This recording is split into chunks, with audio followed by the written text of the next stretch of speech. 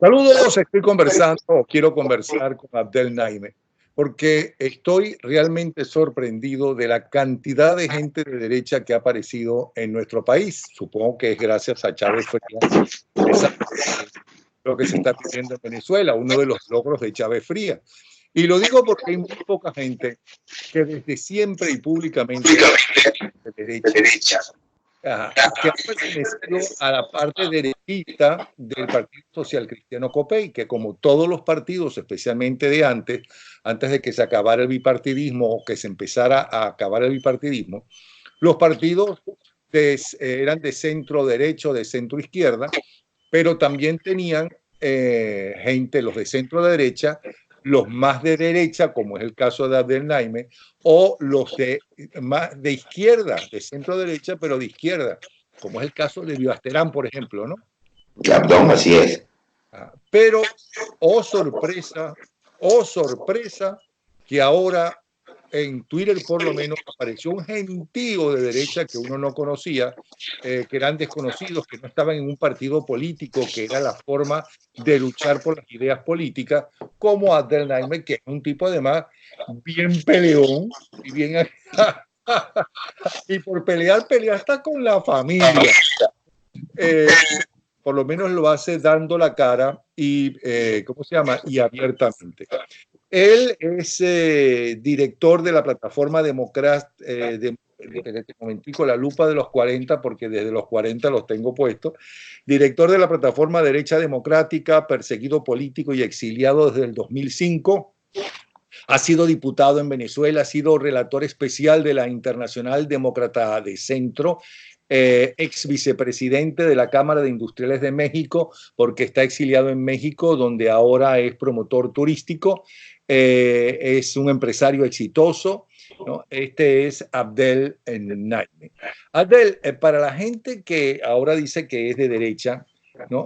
Para que sepa qué es ser de derecha, para que realmente se forme. Yo siempre decía, confieso, bueno, pero en este país nadie, ningún partido es de derecha, excepto Germán Borregales, una gran persona, por cierto, gran amigo, igual que su hija, pero que nadie votaba por él. O sea, que todos esos derechistas o no habían nacido o eran menores de edad que no votaban por él. ¿Qué significa ser de derecha? La gente tiende a confundir. Este es un proceso que evidentemente tú mismo lo acabas de decir, se desarrolla a raíz de Hugo Chávez y empieza con un movimiento anticomunista y antiizquierda. Y evidentemente la ciudadanía, al sentir rechazo hacia la izquierda, hacia el socialismo, hacia el comunismo, empieza a hacer esa transición a la derecha. Ahora, mucha gente también confunde el tema del capitalismo, que es un sistema económico con derecha, y en realidad la derecha, como tal, en su esencia es monárquica y católica, aunque sin embargo en las mutaciones que ha tenido tiene esquemas democráticos, esquemas muy al estilo alemán, por ejemplo, de la economía social de mercado, que en el plano económico es un esquema de centro, pero en el plano político e ideológico es centro-derecha y bien tirado hacia la derecha.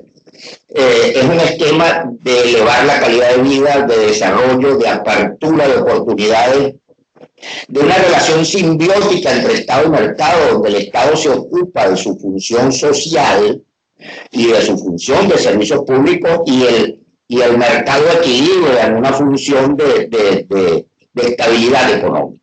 Ok, pero tú nunca dejaste de ser social cristiano. Y para estos, buena parte de estos derechistas, neoderechistas, habría que llamarlo, o sea, nuevos derechistas venezolanos, diferente a la neoderecha europea, el Partido Social Cristiano Copey es comunista y asocian el socialismo con el comunismo, que es totalmente diferente, no tiene nada que ver una cosa con la otra. Para empezar, no hay ningún partido, no hay ningún país que haya sido comunista. Aunque, sin embargo, en las tesis de Marx y en la dialéctica de Engels se asocia el esquema socialismo-comunismo como un todo. Volviendo al tema de la derecha. Perdona, y Fidel Castro, cuando le preguntaron qué es ser socialista, dijo: es ser comunista, claro, porque la gente, ellos saben perfectamente que la gente le tiene miedo al comunismo. Entonces no van a decir, no, es que nosotros queremos llevar nuestro país hacia el comunismo, cosa que ha sido un fracaso total cada vez que lo han querido hacer y se acabó la Unión Soviética. Pero además, si uno ve para mucha gente más importante que la enciclopedia británica, Wikipedia, pues estoy leyendo aquí que dice que el término derecha política, como el de izquierda política, tiene un origen formal en la votación que tuvo lugar el 11 de septiembre de 1789 en la Asamblea Constituyente, surgida por la Revolución Francesa. Y la gente de derecha, la gente de izquierda, la gente que estaba a la izquierda, sentada a la izquierda, era un grupo que quería conseguir las libertades frente a la omnipotencia del rey, que era todo un emperador. En cambio, la gente que estaba a la derecha, ¿cómo se llama? Lo que quería es que el rey siguiera siendo el rey, el emperador, tener todos los poderes.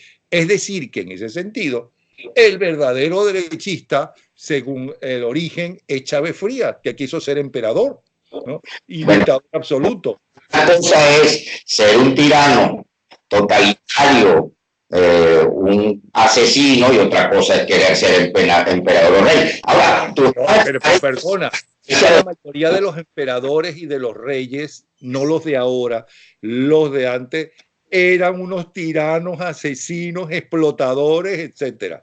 Bueno, por eso es que en su esencia originaria, la derecha, antes de las mutaciones, te lo decía en un principio, es monárquica y católica, pero si tú estás hablando también de la Francia de la época, y para mí, en mi opinión, el primer manifiesto comunista de la historia es el manifiesto de León de José Fouché. Entonces, la Francia de la época desarrolló una cantidad de esquemas que fueron mutando en el futuro, y han llegado a esta época dándonos una cantidad de variantes ideológicas bien complejas, porque hay gente que, por ejemplo, que se cree de derecha y en realidad su esquema ideológico es de izquierda. Y te pongo un ejemplo: los liberales clásicos. Los liberales clásicos se creen de derecha y son de izquierda o de centroizquierda.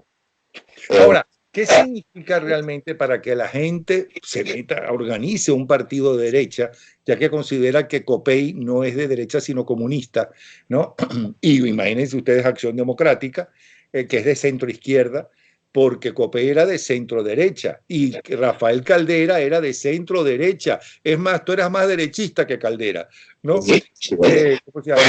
Y Vivas Terán, por citarte a alguien, era más izquierdista frente a Caldera. Lo mismo sucede en todos los partidos cuando hay bipolaridad de partido. El Partido Demócrata norteamericano tiene gente de centro izquierda, de izquierda radical y comunista, o lo que ellos llaman comunista, y tiene gente más de derecha que la Hillary Clinton, que por ejemplo es de centro derecha. Los republicanos lo mismo, el Partido Republicano, es más, el Partido Republicano tradicional ha tenido excelentes presidentes, e incluso la liberación de los esclavos, la eliminación de la esclavitud en Estados Unidos se le debe al Partido Republicano.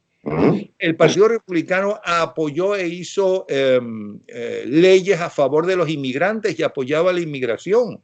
Es decir, nada que ver con muchas de las cosas que pregona y hace Trump. Dentro del Partido Republicano hay muchísima gente que no está en absoluto de acuerdo con Trump.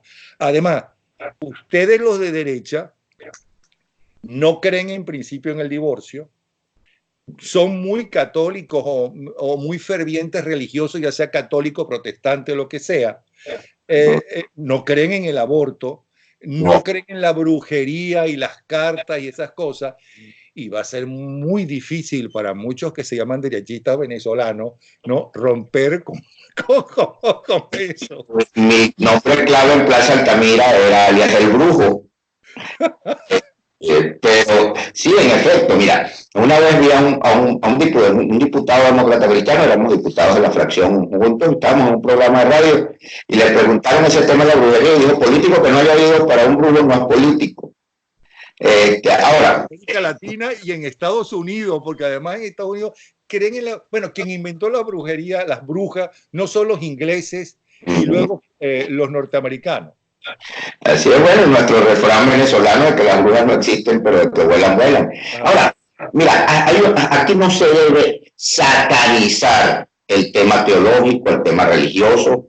Creo que debemos hablarlo con amplitud. Ahora, el tema del aborto, si es para nosotros la derecha, sí es un homicidio. Ahora, el tema de las libertades no es exclusivo de la izquierda, la derecha lucha por las libertades. Y ayer vi un Twitter, por cierto, que lo respondí porque me llamó mucho la atención, donde una persona decía que los beneficios de la sociedad en el mundo occidental, que se los atribuye a la derecha, eran por seguir los consejos de la izquierda, pero entonces no hablan del desastre económico, social, etcétera, de los regímenes de izquierda alrededor del mundo y cómo han fracasado. Ahora, la centroizquierda tiene otra connotación y ahí entra el esquema de la MUD y casi todos sus partidos. Primero Justicia, los del C4, Primero Justicia, declarado movimiento progresista, que es izquierda. Y Voluntad Popular, Un Nuevo Tiempo y Acción Democrática, afiliados a la Internacional Socialista. El tema de la centroizquierda es complicado, porque tú no puedes tener los esquemas en tu cabeza de Marx con concepción democrática. Entonces generas un cortocircuito ideológico y entonces le pasa lo que le ha pasado a los socialdemócratas en todo el mundo. Terminan siendo un hoyo negro, un abismo y un vacío enorme en el plano ideológico porque abandonan el tema ideológico por ese cortocircuito que se les ocasiona en sus mentes y terminan siendo gobiernos, en caso de que lleguen los gobiernos populistas, demagogos, corruptos, etcétera, porque no tienen en realidad en profundidad un esquema ideológico que los guíe hacia los fines que debe ir un gobierno. Y cuando digo un gobierno es porque el fin de todo partido es gobernar y bueno, evidentemente cuál es el objetivo de gobernar, elevar la calidad de la vida de la ciudadanía, darle beneficios, que exista derrama económica para la población, que el que trabaja tenga todas las oportunidades que se merece. No es el igualitarismo comunista o socialista, que todo el mundo en la miseria, no, es igualdad de oportunidades y cada quien puede aprovecharlas. El que no las aproveche no va a surgir, el que las aproveche va a tener, él y su familia, mejor nivel de vida, va a tener capacidades de otro tipo. Ahora, vamos a buscar los esquemas exitosos de Estado y de relaciones simbióticas, Estado y mercado, como el esquema alemán que lo copiaron los japoneses y mira el éxito, es la estrella asiática y el otro es el monstruo europeo, cargó a su hermano comunista mocho, tuerto, cojo, que venía todo golpeado detrás de la cortina de hierro y cargaron a esa otra Alemania y la han sacado adelante. Esos son esquemas exitosos. Si tú te pones a evaluar las políticas de Estado en España, de los gobiernos del PSOE y de los gobiernos del Partido Popular, evidentemente las del Partido Popular han sido mucho más exitosas en darle elevación a la calidad de vida de la ciudadanía. A excepción, tú me perdonas, del gobierno de Felipe González, que fue un excelente gobierno. Gobierno de Felipe González. Ahora, si lo comparas con el de José María Aznar, el de José María Aznar ha sido el mejor gobierno que ha tenido España. Ahora, en España en este momento está surgiendo una derecha mucho más radical, que le dicen al Partido Popular la derecha cobarde. Entonces, este es un esquema totalmente nuevo el que se está desarrollando, porque frente al crecimiento del socialismo y del comunismo, al nuevo crecimiento del socialismo y el comunismo, evidentemente sale como contraparte un esquema de derecha para enfrentarlo y combatirlo. Además, los países, está demostrado, no progresan cuando lo que hacen sus gobiernos es mantener a la gente aunque no trabaje, con tal de que voten por ellos, sino incentivando que haya empresas privadas, porque eso significa que haya puestos de trabajo para la gente, incentivando la educación popular y enseñándoles a trabajar, como empresa, como como obreros, o se siguen estudiando como empresarios y se siguen estudiando como médicos o ingenieros o lo que sea. Eso está más que comprobado. Pero bueno, van a decir, bueno, pero es que la Unión Soviética llegó a ser la primera potencia mundial, totalmente quebrada. Utilizaban todo el dinero para engañar al mundo entero, que estaban por encima de los norteamericanos en la Guerra Fría. Estuvieron hasta principios de los 60 en cuanto a la carrera espacial por encima de los norteamericanos, gracias, por cierto, al igual que los norteamericanos, por los alemanes nazis que huyeron del nazismo y se fueron, o cuando terminó el nazismo, cuando acabaron con el nazismo, se fueron unos a Rusia y otros a los Estados Unidos. Pero bueno, vamos a hablar de ti para empezar antes de hablar del país. Una vez yo le pregunté, no lo voy a repetir porque lo dije ayer, bueno, total que yo quise inscribirme en un partido político y se rieron de mí cuando pedí primero que inscribirme la literatura, es decir, en qué se basaba. O sea, quería saber, a mí me gustaba ese partido, pero ¿por qué me gustaba? A ver si me metía o no. Y empecé a preguntar a la gente, mire, ¿y por qué tú te metiste a Copellano? ¿Y por qué tú te metiste a ADECO? ¿Y por qué te metiste a URDita? Y la enorme mayoría me contestaba, porque mis padres eran adecos y yo me metí a adeco, o eran copellanos y me metí a copellano. Hasta que un buen amigo mío, un dirigente medio, por cierto, de un partido muy importante, me dijo, Napoleón, yo me metí a tal partido porque es un negocio. Pero estoy hablando de finales de los 70, o sea, no estoy hablando de hace poco. Cuando los partidos políticos, para mucha gente, y si es para la mayoría o para la minoría, ¿no? Empezaron a hacer un negocio. Por favor, ubícate en el centro de nuevo, porque después me culpan a mí como si yo estuviera dirigiendo un programa tradicional. ¿Cuándo dejaron, o es que siempre hubo ese tipo de gente, ¿no? Y no lo sabíamos? Mira, sí, en efecto, siempre hubo ese tipo de gente en menor escala. Evidentemente, este régimen ha multiplicado la corrupción y ha contaminado las instituciones de una forma nunca antes vista. Pero sí, siempre existió gente que pensaba en la política no como un instrumento para servirle a la ciudadanía, sino un instrumento para servirse. Y eso lo combatimos mucho.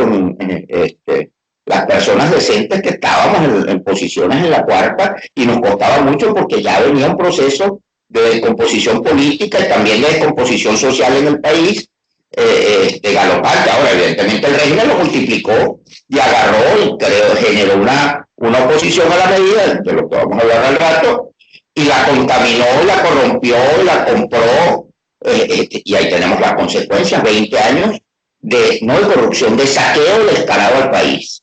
Ahora bien, volviendo a ti, tú has demostrado tu fidelidad a Copey y ahora eres de una agrupación también que se hace llamar abiertamente derechista, no social cristiana, sino de derecha. ¿Ok? Además, en México colaboraste como de los que más con el partido PAN, considerado la derecha de México. ¿Ok? Tengo amigos en todos los partidos de México, aunque no colaboro con ninguno, no me meto en... O sea, al PAN. No sé por qué, ni tengo ninguna razón o prueba de ello. Ahora bien, ¿por qué tú te metiste en Copey? ¿Y qué edad tenías cuando eso?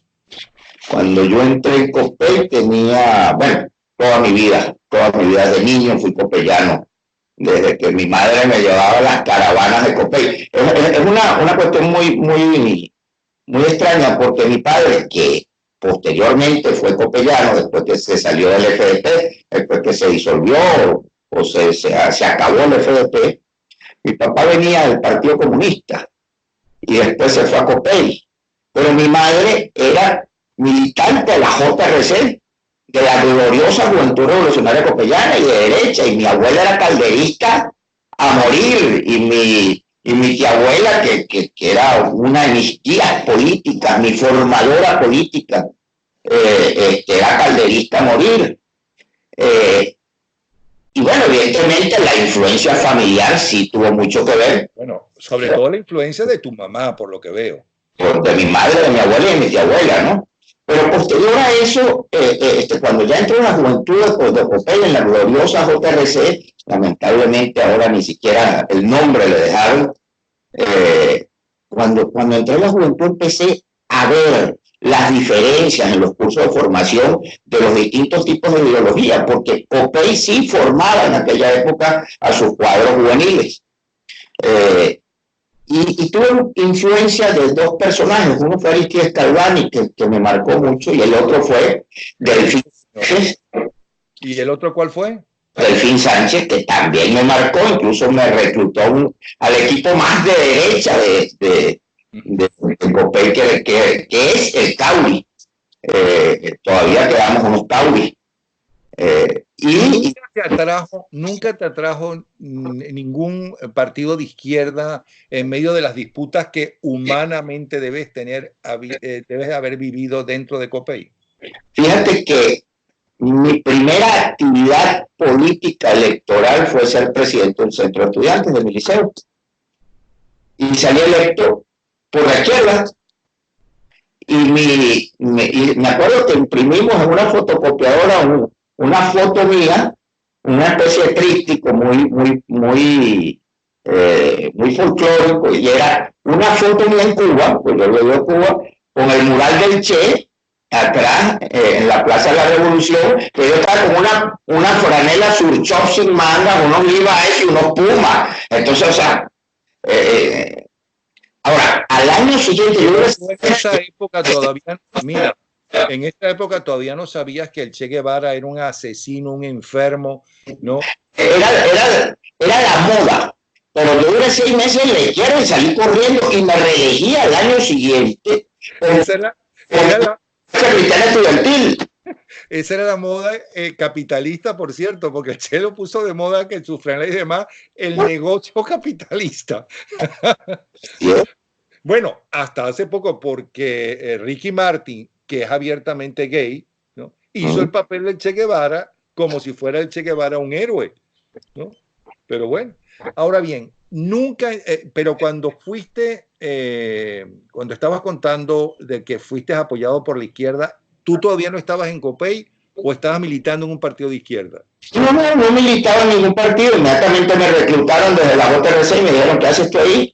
Y me reelegí como presidente del centro de estudiantes el año siguiente, pero como Democracia Cristiana Estudiantil. ¿Y qué decían tus amigos de izquierda?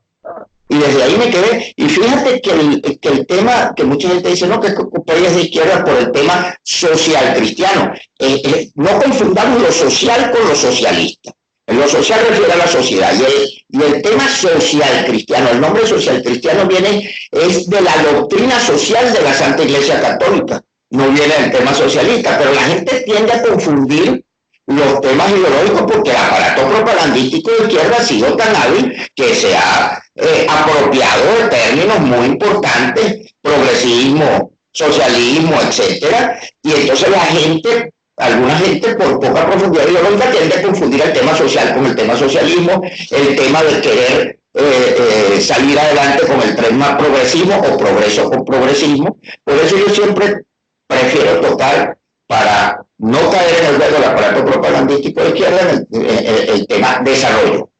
Yo creo en el desarrollo personal, en el desarrollo de un país, en el desarrollo económico, en el desarrollo como tal. Yo pienso que es una de las piedras angulares, y el otro esquema que urge para Venezuela, aparte de derrocar al régimen y a sus cómplices, es el de adecentar la política y adecentar las instituciones. Y es un tema no nada más de Venezuela, sino yo diría que global. Hay que adecentar las instituciones y adecentar la política. Y empezar a comenzar a ver los sacrificios, incluso políticos, que hay que hacer. Churchill decía, el político se convierte en estadista cuando comienza a pensar en las próximas generaciones y no en las próximas elecciones. Entonces, yo recuerdo que en el 2014, te vas a reír de esto, yo escribí un pensamiento que lo publiqué en Twitter, que decía algo más o menos así. La congruencia con la lealtad y la meritocracia dan mejores resultados que el cálculo inexacto de una ciencia incierta como la política. Eso hay que recuperarlo, el respeto a la meritocracia, el respeto a la lealtad, a la amistad, a la decencia. No ven los políticos actuales en Venezuela, o a los políticos profesionales, por decirlo así, esa esencia incluso de política vivencial que se ha perdido. Hay parlamentarios y hay gobernadores y hay alcaldes que la gente los conoce por los medios de comunicación o por las redes sociales nada más, que no tienen esa convivencia con sus ciudadanos, que no tienen ese vínculo, ese corazón. Y te voy a poner un ejemplo, claro. Por eso en todas las encuestas de los últimos 2 años, y no estoy hablando de intención de voto, sino de aceptación de una imagen, ha subido Guaidó y ha bajado, ha subido María Corina y ha bajado, ha subido Pedro Pérez y ha bajado. Y la única persona que se mantiene estable en aceptación de la ciudadanía, en ese vínculo de corazón de la ciudadanía, se llama Juan Carlos Taguaripano Scott. Por su heroicidad, por su decencia, por su entrega a Venezuela, y preso, olvidado por la cúpula MUD, incomunicado por el régimen, y sigue estando en el corazón de la gente como porque la gente necesita un vínculo de corazón con sus liderazgos. Pero por cierto, la mamá también pasando bastante trabajo porque muy poca gente lo ayuda. Sí hay gente que la ayuda, pero la que yo conozco no es de partidos políticos. Ahora, tú hablas de la importancia de la meritocracia en la política, pero tú no respetas la meritocracia y el pasado y las luchas y la cárcel ni de Capriles ni de Leopoldo López. Yo no creo que María Corina Machado esté bajando. Está subiendo, pero va a llegar, como sucede con todos los políticos, excepto con Trump, por lo visto, que suben y luego bajan, entre otras cosas porque el mundo está cambiando, ¿no? Y la gente está cambiando. Y todo es como muy de Twitter, muy de hoy, pero mañana pienso otra cosa. O sea, todavía los partidos políticos y los políticos no saben qué está pasando, como nosotros, tú y yo, no sabemos hacia dónde va el mundo, porque hay una gran revolución, la verdadera revolución, mucho más importante que esa llamada época de los 60 y que revolucionaria, es ahora. Claro que es muy dura, que se sufre mucho, pero que el mundo está cambiando y espero que para bien, cada vez que suceden estas cosas siempre es de progreso, pues es ahora. ¿Por qué tú no respetas la meritocracia de esta gente que con sus triunfos y sus fracasos, porque son seres humanos como tú y como yo, ¿no? Bueno, pero tienen algo positivo también. ¿Por qué no lo pones en un balance? ¿Por qué está tan desbalanceado para ti? Tocar un tema interesantísimo, que es el de Cuarta Revolución, que lo toca en su libro Plinio Correa Oliveira, brasileño, el fundador de la TFP, en su libro de Revolución y Contrarrevolución. Pero vamos a entrar en el tema precisamente. ¿Por qué no se respeta la meritocracia de Capriles? Porque no existe. Porque en el momento que entras en complicidad con el régimen, no hay meritocracia.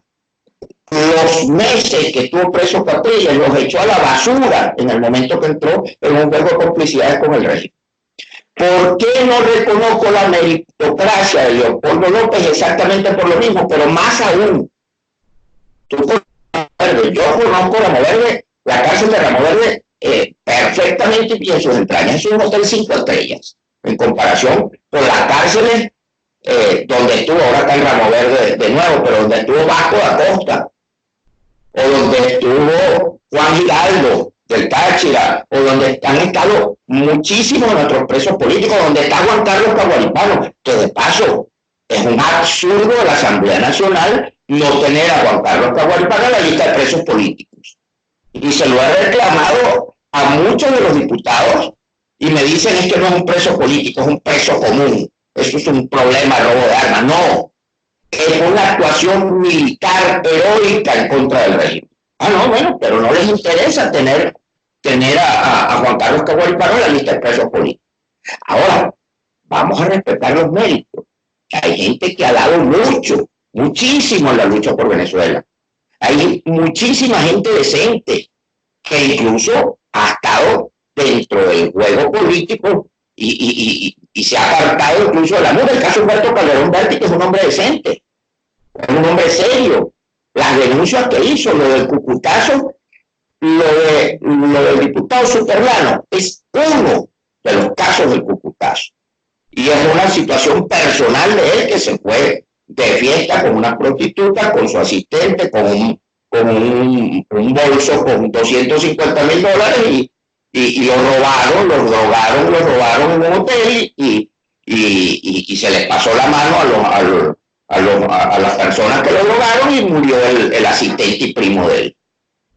Pero eso es un tema personal, ilícito, inmoral, lo que tú quieras, pero personal. Ahora, el tema del Cucutazo es mucho más grave, porque hay investigaciones en la Fiscalía colombiana de desvío de fondos en las fundaciones que manejaron eso. Hay denuncias de la Fiscalía colombiana e investigaciones de contenedores completos que se desaparecieron y después aparecieron en Venezuela y lo están vendiendo los bachaqueros, que según dice algunos de los informes de esa investigación, fueron vendidos a los contrabandistas. Entonces, es la ayuda humanitaria fue vendida a los contrabandistas. Los fondos de la ayuda humanitaria fueron desviados para temas políticos, para temas partidistas. Eso es inmoral. La crisis social, institucional, política, económica que está viviendo Venezuela y el hambre que está pasando a nuestra ciudadanía no merece una acción tan vil como haberse robado la ayuda humanitaria. Ahora, este no es un tema nada nuevo. Este es un tema que el régimen ahora incluso está utilizando, porque fue un negocio que hicieron, y volvemos al tema de los negocios, un negocio que hicieron sin ellos. Pero vamos a recordar cómo el diputado primero de Justicia, Aurelio González, y Julio Borges, entre otros, conjuntamente con unos generales que puso Chávez, quebraron en la administración de Chávez 3 veces el Banco Industrial de Venezuela. Vamos a recordar los casos de Capriles, vamos a recordar la sociedad de Tarek con Stalin, o vamos a recordar también la sociedad que tienen Luis Guido, Francisco Arias Cárdenas y Manuel Rosales en una fábrica de aceite de palma en Panamá y una red de farmacias en Centroamérica. Pero la fábrica de aceite de palma se surte materia prima de dos fincas, una de Omar Barbosa y una de Manuel Rosales en Panamá también. Pero el que lo distribuye es el testaferro de Nicolás Maduro y ahora, el régimen compró y corrompió a la MUD desde que era coordinadora democrática para tener no solamente una oposición a la medida, sino la herramienta más efectiva de la dictadura para mantenerse en el poder. El enfriador de calle. Y eso lo podemos ver desde el 2002, 2003, 2004. Los diálogos cómplices, las negociaciones de impunidad.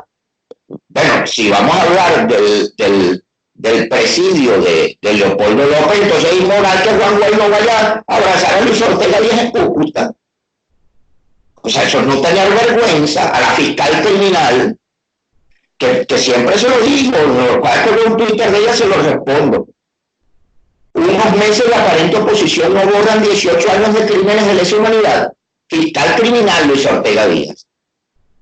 O el asesino Rodríguez Torres, que ahora está preso por su mismo régimen. O del narco Kleiber, o de las sinvergüenzuras que pasaron en Cúcuta, porque hasta estos señores hasta le consiguieron Gay Arellano, conjuntamente con José Luis el Chispiao, que lo tienen ahora en la sede diplomática de Colombia, bajo las órdenes de Julio Borges, que fue uno de los que entregó a Juan Carlos Caguaripano junto con Carlos Carí, Germán Rojas Peralta y Manuel Furelo. Esos eran los que tenían las negociaciones, las verdaderas negociaciones con Padrino y Moreno y con Figueras. Y hasta le hicieron lobby para conseguir la visa americana a una de las novias favoritas de Padrino. Y utilizaron para que llevaran los documentos a un teniente que estaba trabajando con ellos allá en Colombia, el teniente Asombrado. Nos contaba. La gente de inteligencia de Colombia tiene una cantidad de informes de que las aberraciones son horribles. La complicidad, por eso es que la comunidad internacional, que mantiene, entre comillas, apoyo de la boca hacia afuera, del lenguaje diplomático a Guaidó, ya no cree en ellos. Y no cree en ellos, y te pongo un ejemplo. Imagínate el drama de la administración Trump de hacer o ejercer una acción multinacional o ayudar a una acción multinacional para salir de Maduro y poner a Guaidó, y que en pleno año electoral de ellos salga Guaidó por su afinidad ideológica con el Partido Demócrata y le dé las gracias a los demócratas. Y capaz que la administración Trump pierde Florida y pierde las elecciones por esa simple estupidez de Guaidó, de Carlos Vecchio y de toda esta gente, de creer que su afín ideológico tienen que apoyarlo y no al que está de verdad al frente de una administración haciendo algo para ayudar al tema de la libertad de Venezuela. Y el tema de la libertad de Venezuela, así no lo quieran entender en ese parlamento, que no todos son cómplices del régimen, pero sí una gran mayoría, hay gente muy decente en ese parlamento. Incluso dentro del G4, no la cúpula, pero entre los diputados del G4 está Yajaira. Dentro de la otra fracción, la 16J, está Richard, está Luis Barragán, que es un hombre amigo y hermano, pero sumamente decente y honesto. Pero están los otros, los Gaby, los Superlano, los Guaidó, los Polvo, los Rosales, los Barbosa, haciendo desastres y negocios con el régimen. ¿Qué hizo Chávez? Chávez desde un principio le cortó el suministro a los partidos políticos, que era el suministro del entonces Consejo Supremo Electoral, en la legítima Constitución del 61 y en la ilegítima Constitución del 99, no solamente porque fue cambiada en su texto, sino porque fue derogada la del 61 con un mecanismo no consagrado en la misma. En la ilegítima Constitución del 99 le quita el suministro a los partidos. Entonces, ¿de qué empezaron a depender los partidos? De Chávez, porque ya no podían depender ni siquiera de las empresas, porque las estaban quebrando. Cuando empiezan a depender de Chávez, Chávez les asignó hasta socios. Ve acá, Diosdado, tú eres el socio de Borges y de este y de este. Ven acá, Carrera, tú vas a ser socio de Rosales y de Luis Florido. Y ven acá, Karen, tú vas a adoptar a este muchacho Stalin y lo vas a hacer crecer dentro de la cúpula opositora, pero controlado por ti. Y así, infinidad de casos. Y en menor escala, venían los gobernadores y agarraban a un diputado del estado de Yaracuy, del estado tal, del estado Táchira, y los iban corrompiendo, los iban metiendo en los guisos, los iban metiendo en la deshonestidad. Entonces, de repente no controlan todo el parlamento, pero controlan la cúpula y controlan la mayoría. Caso patético, cómo han dejado solo en el exilio a los mismos magistrados que ellos nombraron, que son el Tribunal Supremo de Justicia en el exilio, y hasta les desconocen las decisiones en el parlamento. Eso es una aberración, eso no tiene pies ni cabeza. Someten las consultas a referendo como el 16J y después se burlan de la ciudadanía, como que si la ciudadanía no hubiera ido a votar por esas propuestas. No hay conducción política coherente, porque no quieren tener conducción política coherente. Ahora, de que lo están haciendo muy bien, sí lo están haciendo muy bien, tanto el régimen como la cúpula MUD, pero bien para sus objetivos. El régimen mantenerse en el poder y la cúpula MUD mantener al régimen en el poder, en una situación de convivencia, conchupancia y de corrupción generalizada en medio del saqueo descarado del país. Ahora, tú mencionaste a Calderón Berti, que es uno de los pocos de los cuales has hablado bien. Háblanos bien de otra gente. Todo esto que estás mencionando, ¿cuáles son los que tú consideras que son los honestos? Porque es que los primeros que le echan mierda a la oposición, ¿no? Y a los dirigentes de oposición es la oposición misma. Entonces, ¿cuáles son para ti algunos? Dime 10 honestos. Mira, no es cuestión de... No me lo vas a decir. A la oposición, no. Ellos mismos se lo echan cuando entran en las complicidades con el régimen, cuando entran en la corrupción con el régimen. Ahora sí hay gente decente, hay muchísima gente decente, algunos están en Venezuela, otros afuera. Está el caso de Osvaldo Álvarez Paz, un hombre serio, un hombre decente, un hombre luchador. Está el caso, como te lo dije, Juan Carlos Caguaripano, el caso de Calderón Berti, el caso de gente que uno conoce muy seria, Alfredo García de Pendini, por ejemplo, Enrique Aristilleta Granco, Vladimir Petit, tu amigo y mi amigo, Carlos Ortega, Carlos Fernández, con las diferencias que he podido tener alrededor de la historia, el almirante Carratú Molina, un hombre serio, un hombre decente, con las coincidencias y hermandad que tengo, José Antonio Colina, el negro Colina, mi hermano, el teniente José Antonio Colina, mi hermano porque nos jugamos la vida varias veces juntos y eso genera una hermandad, es muy difícil romperla, y nos jugamos la vida juntos luchando contra el régimen. Que bueno, está ahí, que lo tienen con el volumen bajito, igual que Osvaldo, igual que García Fernández, porque como son voces disidentes, el régimen los tiene vigilados, etcétera. Está un expreso político, el general Felipe Rodríguez, un hombre serio. Así como eso hay mucho, yo siempre he dicho que los decentes somos más, que los buenos somos una gran mayoría. Lamentablemente tenemos una cúpula muy aliada con el régimen, muy corrompida. Una cosa, tú mencionaste también lo del Cucutazo y mencionaste a Calderón Berti. ¿Qué fue realmente? Y mencionaste que aparentemente has podido leer las investigaciones de la policía, los investigadores colombianos.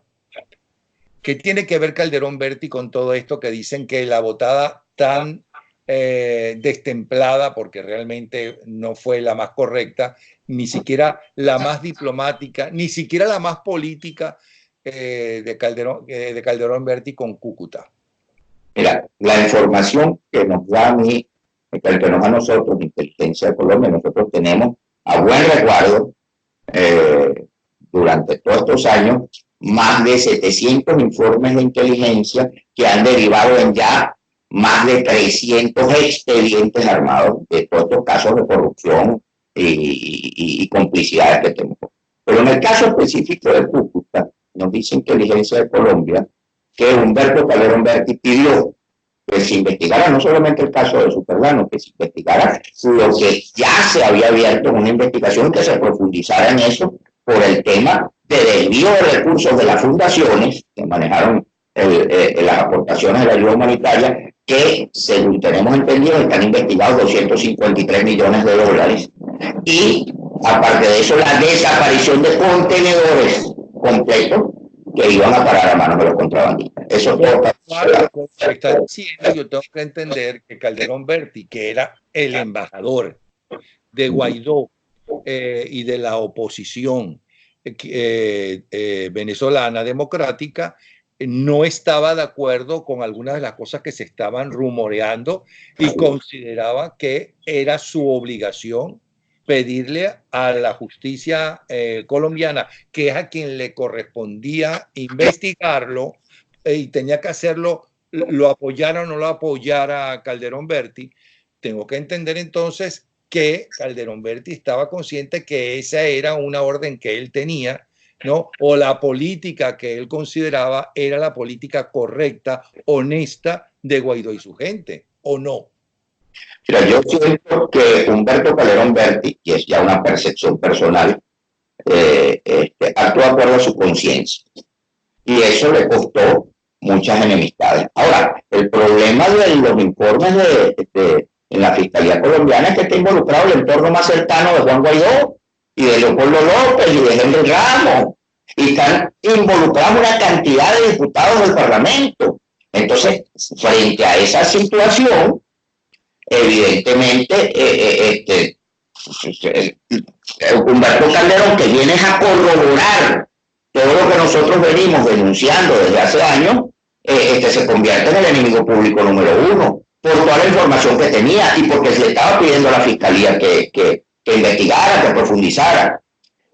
Ahora, el problema es tan grave que tú cuando eres una figura pública tienes que darle transparencia a todos tus temas personales, incluso familiares. Y en caso de no estar de acuerdo con algunas situaciones familiares, deslindarte y deslindarte públicamente. Ahora, pero si esto es cierto, y una pregunta lógica que tengo que hacerte, ¿no? Y que me intriga además personalmente es, ¿por qué entonces el narcorrégimen no utilizó esa supuesta complicidad de Guaidó, porque creo que la investigación no ha concluido, ¿no?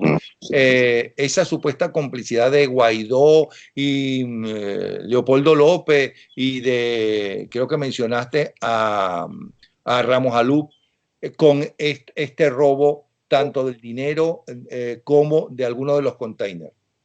Mira, primero, el caso de Henry Ramos, que me olvidó decir que hay que recordar las dos termoeléctricas que tenían que hacer. No.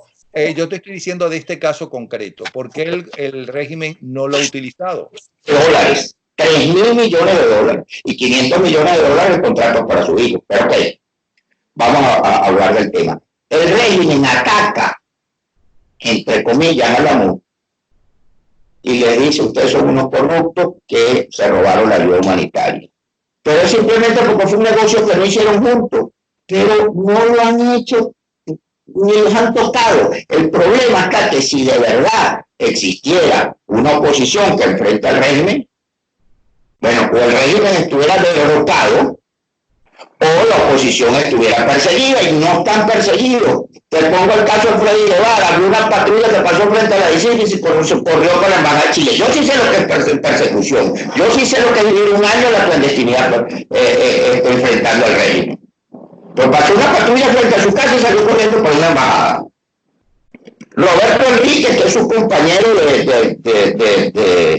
de la residencia del embajador de Chile. Bueno, perdona, pero otros fueron presos. Ya que mencionaste a Capriles y a Leopoldo López, ellos fueron presos. Y en este momento hay dos asambleístas que el Tribunal Supremo del régimen, ¿no?, le ha invalidado, ¿cómo se llama? La posibilidad. Sí, lo ha invalidado. Entonces, lo mismo te puedo decir. Mira, lamentablemente hay chivos expiatorios. Y te voy a poner el caso del diputado Juan Requesén. El diputado Juan Requesén es un preso de Henry Ramos. Con eso te digo todo. Henry Ramos no le perdona que se le fue con Primero Justicia, que fue un muchacho irreverente, porque Henry Ramos es un hombre muy rencoroso, con unos sentimientos muy oscuros, y es un preso de... Ahora, que Julio Borges siempre ha querido meterse en situaciones militares y de repente cuando se asusta termina entregando a los tenientes, entregando a los capitanes al régimen, es otra cosa. Pero Julio Borges, es el problema, que el régimen, muchas de las cosas que dice son verdad, lo liga con mentiras, pero muchas de las cosas que dicen son verdad. Entonces ese doble juego, soy cómplice del régimen por un lado, pero por otro lado trato de hacer una jugada en contra. Entonces ahí es cuando vienen los ataques. Y sobre todo porque las alianzas son con tendencias del régimen. No es lo mismo cuando estaba Chávez, que controlaba todas sus tendencias, que por ejemplo la tendencia cercana a Maduro, en Primero Justicia, Capriles, y la tendencia cercana a Diosdado, en Primero Justicia, Julio Borges. Entonces cuando hay choques entre las tendencias que al final terminan resolviéndolo, terminan pagando los platos rotos los títeres. Es un juego macabro en el que ellos han hecho un esquema que si cae el régimen, tiene que caer la MUD, porque si no cae, si te pongo un ejemplo, una transición con ese parlamento no sobrevive. Así te la pongo. Otra cosa que mucha gente se pregunta: ¿por qué si Michael Moreno estaba implicado en el golpe donde queda en libertad entonces Leopoldo López, que por la cara que tú le ves a Leopoldo López a las afueras de La Carlota, porque nunca tengo entendido entrar a La Carlota, y dice, bueno, ¿dónde estoy? ¿Qué está pasando? Es la cara que tienen esa foto que todo el mundo ha visto. ¿Por qué me sacaron? ¿Quién me sacó? Pero a él lo están involucrando de que fue el que organizó eso también, ¿no? ¿Por qué razón Michael Moreno sigue, ¿no?, al frente del Tribunal Supremo de Justicia? ¿No está invalidado o no está muerto por traidor? Porque son shows. El show del régimen siempre utiliza como herramienta la MUD. Por eso es que a veces nos sorprenden. Ay, pero bueno, no iban a actuar con nosotros, no iban a dar el golpe. Bueno, a mí me llamaron el S-30 para decirme que había 9 gente de la MUD, gente supuestamente muy allegada Es más, parlamentarios me llamaron a decirme que tenían tomadas 9 guarniciones. Y yo les dije, déjenme, que eran las 5 de la mañana, hora mía, déjenme dormir, que no tienen tomada ni una guarnición. Ya yo hablé, tengo 2 horas hablando con todos mis amigos militares de distintas jerarquías y no han tomado ni una guarnición. Déjenme dormir tranquilo, yo me paro al rato y veo qué está pasando. Pero yo sabía que no estaba tomada ni una. Después a las 10 de la mañana nos dicen, mira, pero ayúdenos para que los grupos policiales, no, pero que ustedes creen que esto es un juego de carrito, se está jugando la vida de la gente, la libertad de un país, y ustedes quieren hacer cosas improvisadas. Son unos irresponsables, pero son unos irresponsables porque se prestaron al show del régimen y después trataron de remendar el capote. Eso es todo. El régimen no les cumplió, como siempre, porque los criminales no cumplen. Eso es exactamente igual que los diálogos. Diálogo con criminal es un diálogo de fracaso, porque los diálogos con criminales son absurdos, no cumplen. Tú te sientas a negociar con un criminal que secuestra, que mata, que tortura. Es absurdo. El régimen quemó las naves. Ellos no tienen a dónde ir, por consiguiente no van a salir por la buena. Y un régimen que no va a salir por la buena es un absurdo que nos sentemos a negociar con ellos. A negociar elecciones con un régimen que primero tiene todos los esquemas de fraude montado, pero no solamente eso, tiene todas las burlas que le ha hecho a la ciudadanía en complicidad con la Coordinadora Democrática, MUT, ahora Frente Amplio socialista, pues todos son socialistas, del 2002 en esta guachafita, salida, y recuerdo que hasta tengo todavía el recorte, tuve que tenerlo, donde salen Borges, Teodoro, Rosales y Timoteo, diciendo Chávez es un demócrata, y diciendo que la salida era constitucional, electoral, democrática y pacífica, cuando sabemos que una dictadura de ese tipo, que de paso no es una dictadura con vínculo con el crimen organizado. El régimen es el crimen organizado. Pero el crimen organizado no solamente en situaciones de narcotráfico, de secuestro, sino de saqueo de minerales, de terrorismo, del descarado saqueo del oro, de todas las reservas de nuestros nietos. Las están saqueando, y las está saqueando un régimen criminal.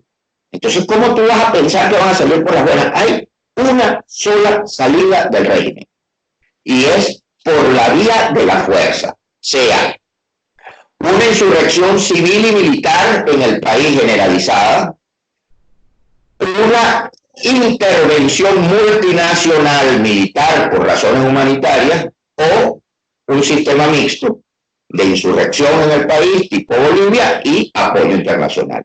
Pero los tres escenarios nos reducen a una sola conclusión: salida de fuerza.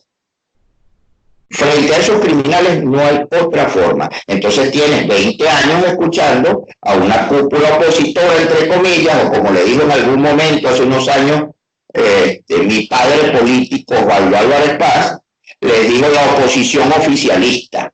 No sé si te acuerdas de ese término que utilizó Osvaldo en Alianza Popular. Bueno, tienes a esa oposición oficialista 20 años diciendo no se preocupen, que vamos a ir a elecciones parlamentarias, presidenciales, y es fraude tras fraude. Fraudes probados, los distintos tipos de fraude en aire y tierra, que son 3 tipos de fraude de tierra y 2 tipos de fraude aire. Uno en la transmisión y uno en la totalización. En la transmisión incluye los topes numéricos y porcentuales de las máquinas.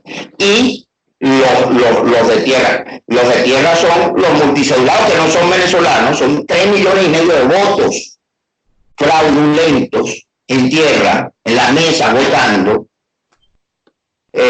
con cada uno de esos funcionarios extranjeros con 15 cédulas. También tiene el fraude estúpido. Y digo el fraude estúpido porque es que la MUT deja el 30 y 35% históricamente de las mesas sin testigos, y bueno, hacen desastres los chavistas. Y el otro fraude de tierra es un fraude directo de la máquina con los chavistas repitiendo, pero es con una sola cédula. ¿Por qué no le dan a los venezolanos chavistas varias cédulas? Porque se pueden voltear en cualquier momento y sacan las 10 o las 15 cédulas. Solo es un esquema de funcionarios extranjeros. Y por eso en los momentos electorales llega a haber hasta 200.000 funcionarios cubanos en territorio venezolano. Por eso es que hay 500.000 de votos, aparte son 3 millones de cubanos, de votos que ejercen los cubanos, y tienes 500.000 de votos que te ejercen entre la FARC, el ELN, chino, ruso, del Medio Oriente, cualquier cantidad, todos extranjeros, porque eso evita que tú puedas llegar a una conclusión de conseguir esa cédula. Y para que eso coincida con las encuestas y con los exit polls, entonces te hace un sistema que lo empezaron a hacer desde el 2004, desde el primer megafraude del referendo revocatorio de 2004, que es las alteraciones del registro electoral y el registro poblacional en paralelo. Cuando te alteran los dos registros, las encuestas te van a coincidir con el fraude.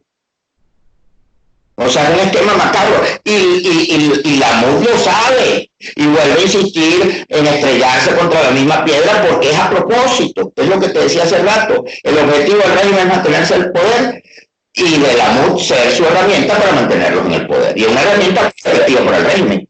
Otra pregunta que mucha gente se hace y que tú has denunciado a través de tus twitters, donde no tienes pelitos en la lengua y desde mi punto de vista a veces exageras un tanto con esa pasión que desde pequeño has tenido, ¿no?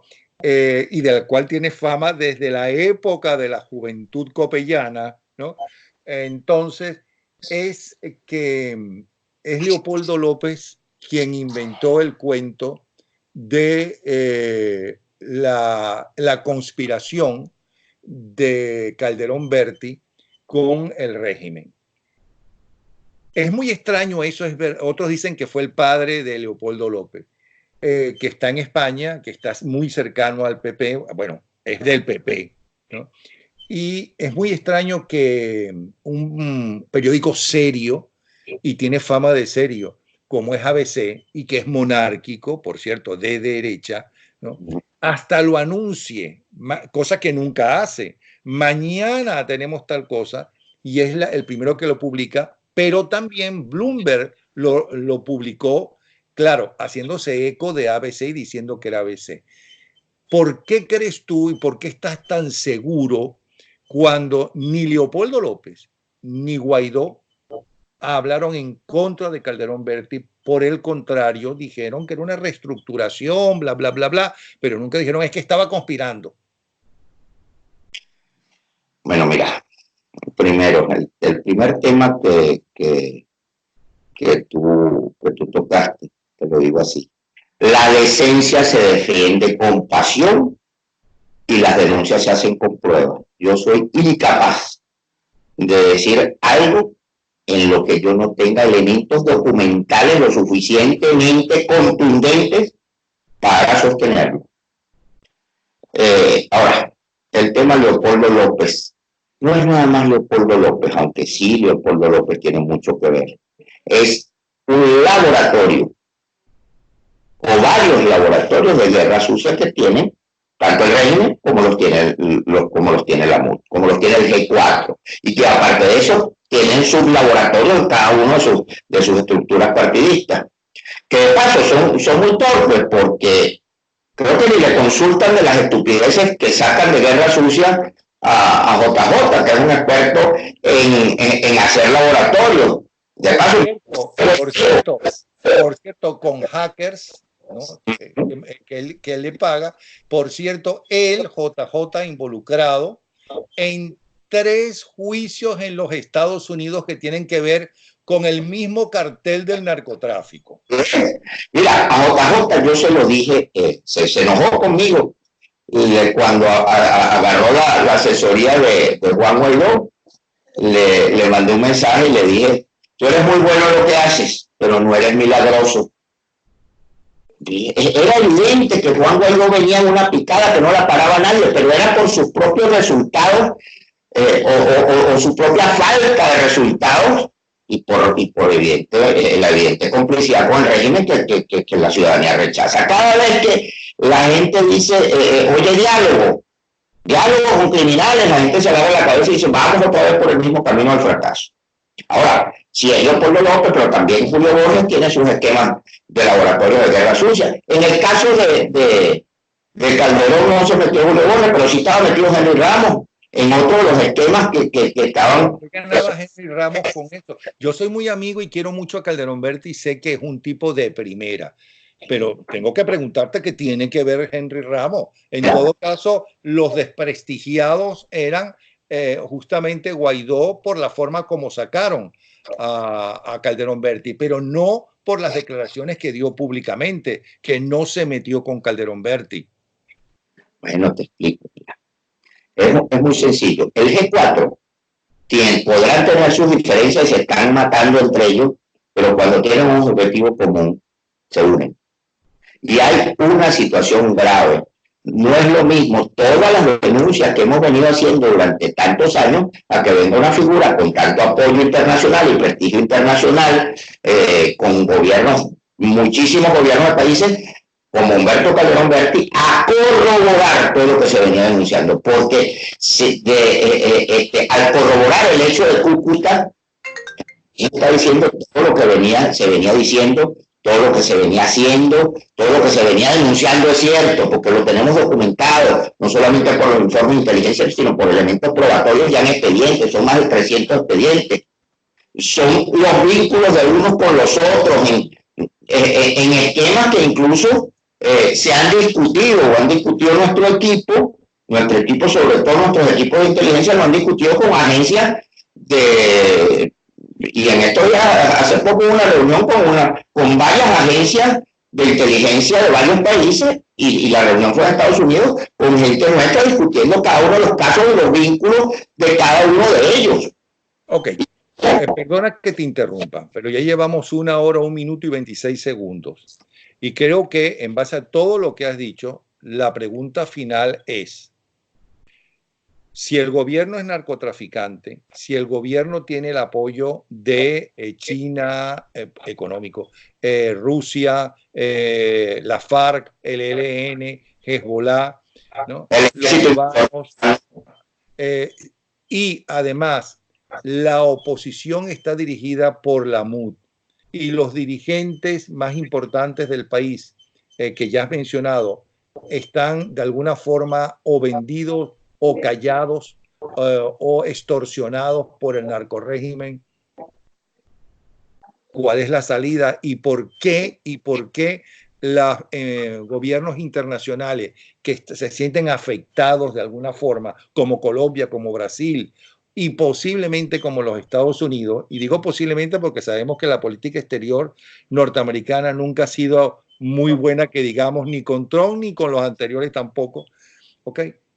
No tenemos salida, porque si la salida es militar, ¿quién va a aportar esos militares si no hay nadie de oposición que internacionalmente se respete según lo que tú nos estás diciendo? Yo no dije militar solamente.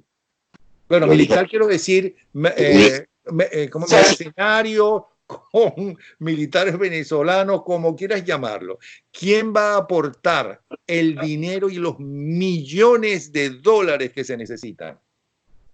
Mira, el juego diplomático, y vuelvo y te lo repito, es muy complejo. Y si a eso le sumas que tienes un canciller que está recorriendo el mundo haciendo lobby, pidiendo no intervención militar, como es el caso de Julio Borges, no intervención multinacional, entonces le atas las manos no solamente a los Estados Unidos, sino a los más afectados, que son Colombia, Brasil y los países de la región. Le atas las manos, porque si esa es la posición oficial del Parlamento y del canciller, no intervención multinacional, entonces, bueno, es como el fraude del 2006. Yo me reuní con unos observadores internacionales italianos que me decían, Estapel, ¿cómo nosotros vamos a denunciar el fraude? Que lo documentamos y lo probamos, y fuimos y lo entregamos a Manuel Rosales, y Manuel Rosales, antes que se acabaran las elecciones, estaba diciendo que ya había ganado Hugo Chávez. Explícamelo. O sea, si... pero tú le hubieras llevado el video de Chávez Frías cuando mostró todas las propiedades que en Orlando se compró Manuel Rosales a raíz que empezó a declarar que él perdió las elecciones. Porque eso se lo sacó Chávez Frías en cadena nacional. Sí, pero no es nada más eso. El caso Manuel Rosales no fue perseguido por el régimen por razones políticas, sino por corrupción. Claro, evidentemente. Perdona, pero la pregunta no es esa. La pregunta fue, o esa no fue la respuesta a la pregunta que te hice. Entonces, ¿cómo conseguir esos mercenarios que cobran y bastante? ¿No? ¿Cómo conseguir esos militares venezolanos en el exilio que se necesita mucho dinero para armarlos? ¿No? Si no hay en la oposición ningún líder respetable internacionalmente, porque entonces todos están corrompidos. Mira, no todos, vuelvo y te repito, yo no generalizo, yo te hablaba de... Mencionaste a los principales. El G4, la cúpula del G4 está corrompida. Bueno, okay. Son los que dan la cara internacionalmente. Claro que no saben activar la acción militar. La acción militar no se activa por la vía del generalato, que también es parte del show.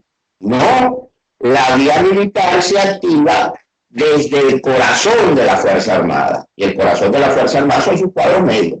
Ahora, no es nada más eso. También están los grupos policiales, que también están descontentos, que son venezolanos. Ahora, todo va a pasar, evidentemente, por un inicio de una acción civil. Y la acción civil no va a ser convocada por la MUD, porque las crisis paren sus propios líderes, y los líderes de la MUD están en el subsuelo. En estos días me comentaba... Y perdona que siga siendo abogado del diablo porque es mi trabajo, ¿okay? Pero cuando aparece un líder civil, o lo matan o está preso. Por ejemplo, Oscar, Caugaripano. Eso es una dictadura manejada además por alguien que tiene 40 años de experiencia y que aprendieron de los rusos de lo que es la represión, que son los cubanos. Así es. Bueno, ya no son ni 40, son 60 ya. Y siguen, y siguen. Es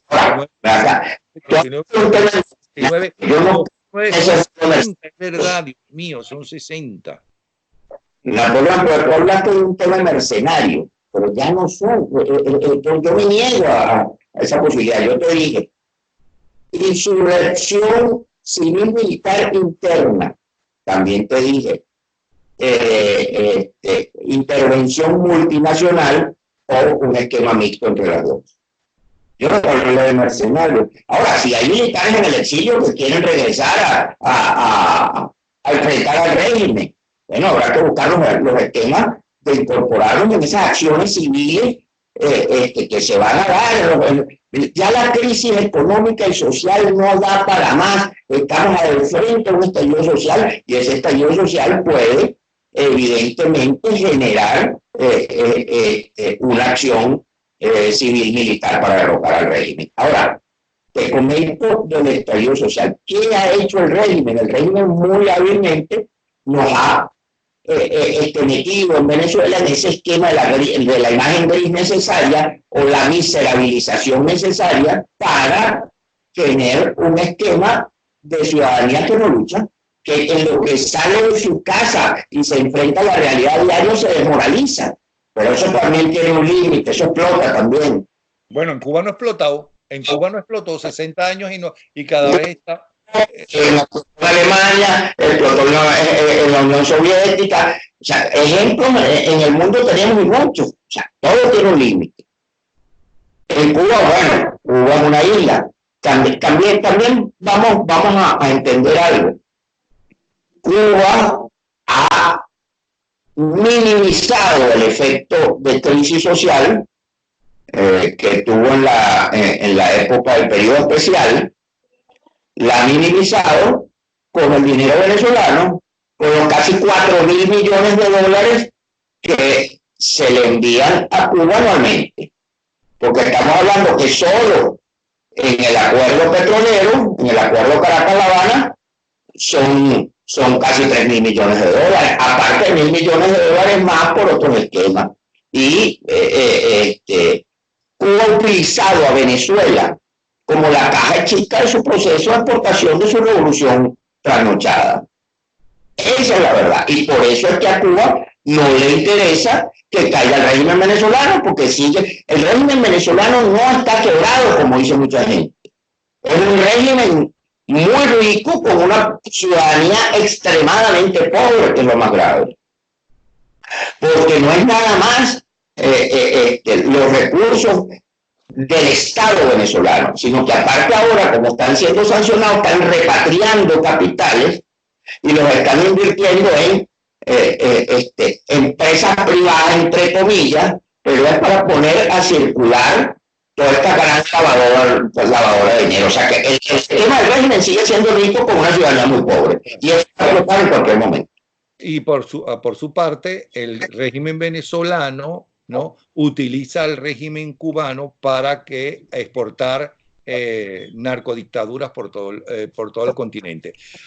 Ahora bien, ¿cuánto va a seguir aguantando el pueblo venezolano que cree que se ha tocado fondo, cuando fondo nunca se toca, siempre se puede ir más abajo?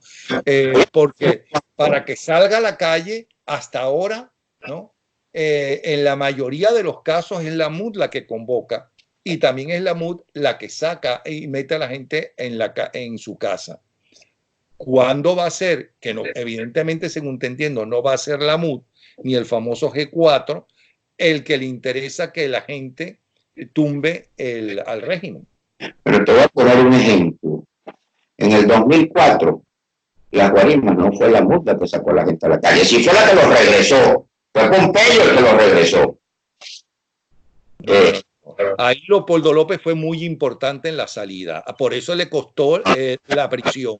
En el 2004, no estoy hablando de 2014, 2004. Perdona, sí, 2000. Leopoldo en el 2014 sacó a la gente a la calle, y cuando perdieron el control de las calles, entonces los regresaron. Igual que en el 2017. En el 2017 fue básicamente voluntad popular que sacó a la gente a la calle, pero inmediatamente fueron los que recortaron y enfriaron todo también. En el momento que pierden el control, entonces, ahora, tienes que entender que para salir del régimen no puedes tener una situación de descontrol. Te salió el despecho con esa música, andas despechado.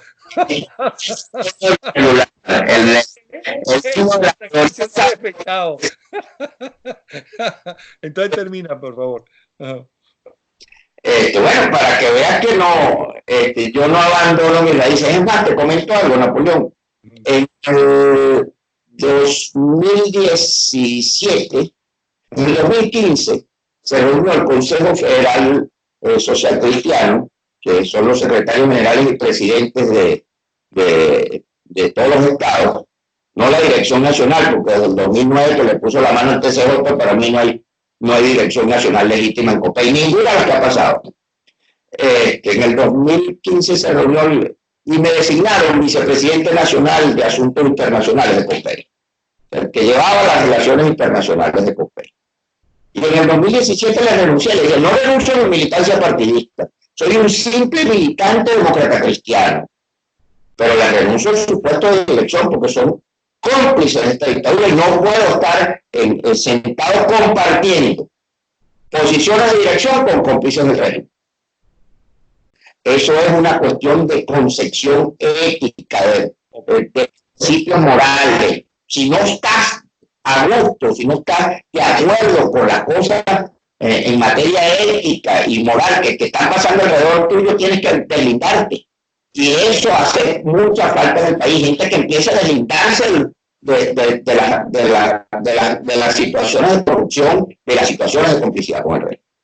O sea que tengo que entender, y para finalizar, que una persona de derecha, de esas cientos que ahora han aparecido y miles que han aparecido, En lugar de decir yo no voté por Chávez, yo considero que Chávez desde el vientre materno era comunista, cosa que ni su mujer Elma Marsman ni su compadre Urdaneta lo sabían, pero a ellos sí les pudo engañar, pero a esta gente no. Lo que tienen que no salieron a defender, por ejemplo, a Carlos Andrés Pérez, todos, que sí acusó y dijo, ustedes no saben lo que les viene con Chávez Frías, que viene una dictadura, ¿no? Ahora, en lugar de hablar, además de denunciar, deben organizar para salir a la calle, ¿no? Para enfrentarse y no abandonar la calle hasta que caiga el régimen. La calle debe ser de torno hasta la caída del régimen y evidentemente hay que activar los mecanismos de apoyo a la ciudadanía desde la Fuerza Armada y desde el mundo, desde la comunidad internacional. Ya no debe ser una... No, ya va. No le quites responsabilidad a nosotros los ciudadanos, a ti, a mí y a quien sea. La ciudadanía tiene que organizarse. Si está tan arrecho con el régimen, si está sufriendo tanto con el régimen, ¿no? Si está pasando tanto trabajo con el régimen, ¿no? Hay que organizarse. Sobre todo aquellas personas que están más arrechas con el régimen. Bueno, la forma de acabar con esa dictadura, ¿no? Es saliendo a la calle, pero organizadamente. O sea, no son los partidos políticos. Si los partidos políticos están vendidos, si además no existen, porque además esos partidos son partidos de Twitter la mayoría y de los canales utilizados por el régimen, porque el régimen tiene todos los canales a su disposición. Los que no son de ellos están amenazados con quitarle la concesión si se meten con el régimen.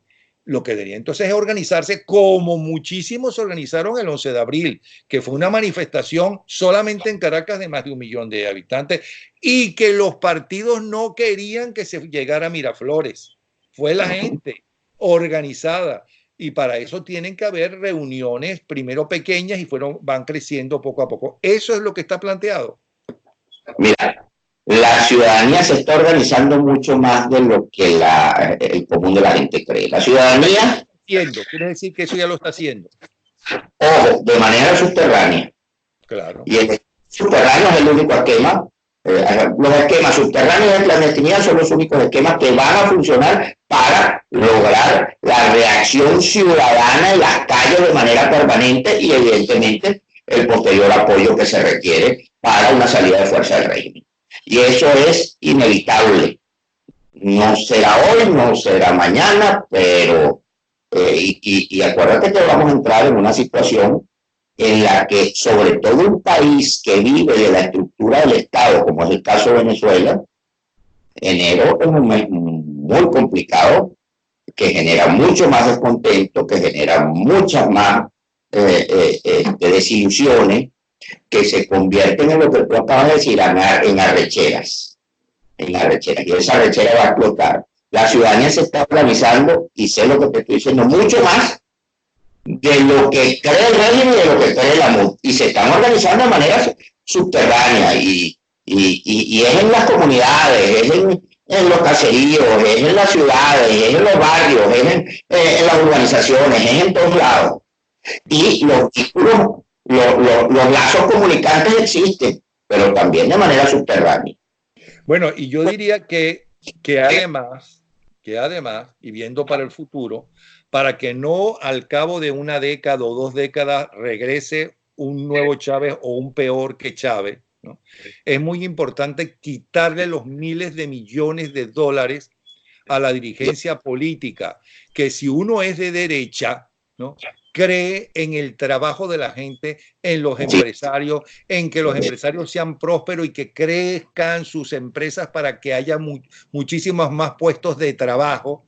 Creen que un Estado que debe administrar los impuestos, pero no tener el dinero, ¿no?, del subsuelo venezolano, porque van a hacer con ese dinero lo que sucedió en Venezuela poco a poco, porque no la cosa empezó con Chávez Frías, ¿no?